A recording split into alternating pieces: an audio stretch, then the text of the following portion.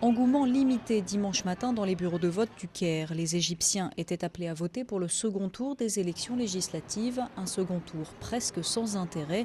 Les deux principales forces de l'opposition, le Wafd et les Frères musulmans, se sont retirés de l'élection en accusant le parti au pouvoir de fraude massive lors du premier tour.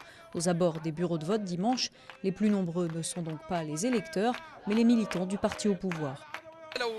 Si on ne participe pas, on favorise la corruption. Il faut donner sa voix au candidat qu'on pense capable de changer les choses. Ensuite, s'il est élu, tant mieux.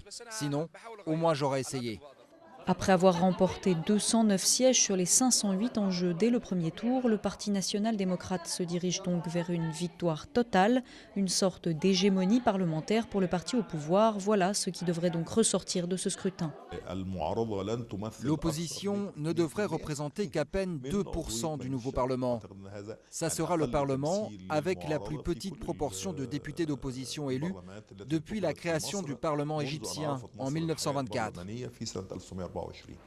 À moins d'un an des élections présidentielles, les conditions dans lesquelles s'est déroulé ce scrutin ne font que préoccuper davantage les observateurs.